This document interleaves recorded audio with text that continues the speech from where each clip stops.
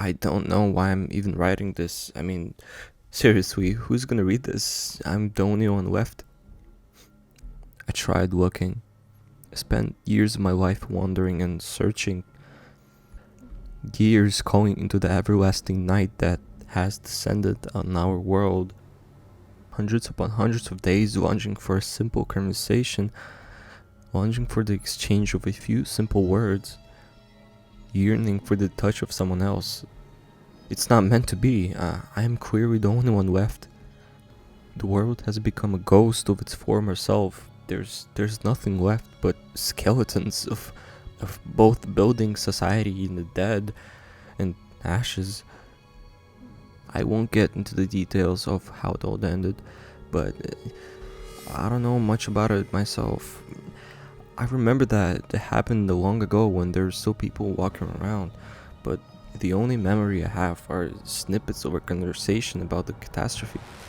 They said the man that pushed the button only exclaimed, "It worked," as the flash lit up the night. That quick flash was said to have lit up the sky around the world. The world erupted into a quick flash of fire. Most died on that night when the darkness was dispelled by light, but I was a child then, but years have elapsed.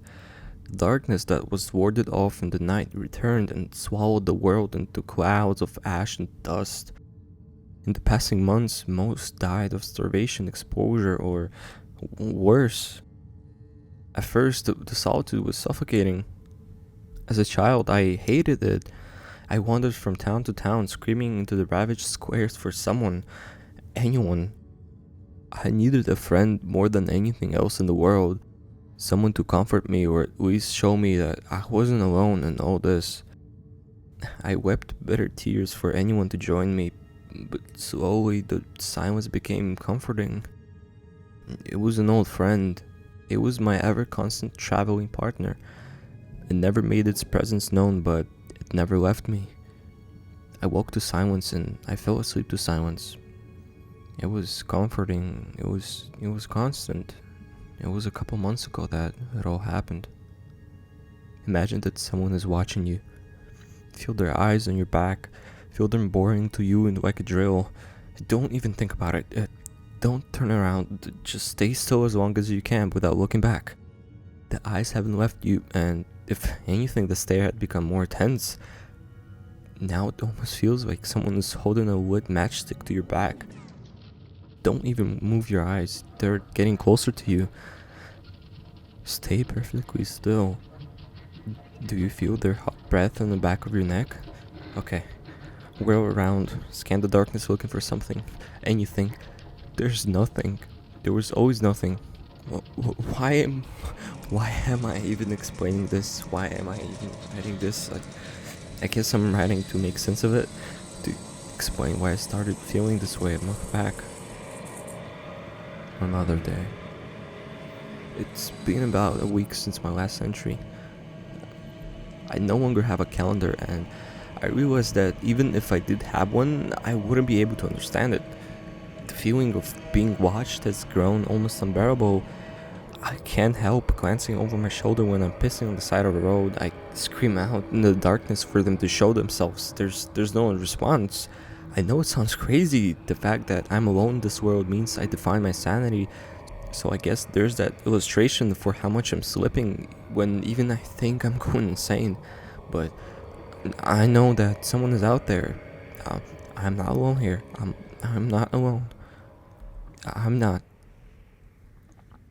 More days elapse like sand falling out of an hourglass. I am seriously losing it. I know I heard it. I know it was there. I won't lie. I had been drinking a little heavier than usual. You too, if you're experiencing what I was. I had joined an entire bottle of whiskey, but that was hours ago before it happened. I was not drunk enough to hear what it did. I was walking down the street of another abandoned town when it started. A telephone rang. I almost twisted my ankle getting to the payphone. I lifted the phone off the receiver and listened. Nothing. No dial tone, no operator's voice, nothing. I waited by the phone for hours for something. Anything. Nothing. Defining time has become meaningless to me. I waited for days by the phone. It never rang again. I waited a few more days. I don't know what scared me more, the fact that the phone might never ring again or that someone might call again. Still, I camped out by the payphone until necessity dictated that I leave.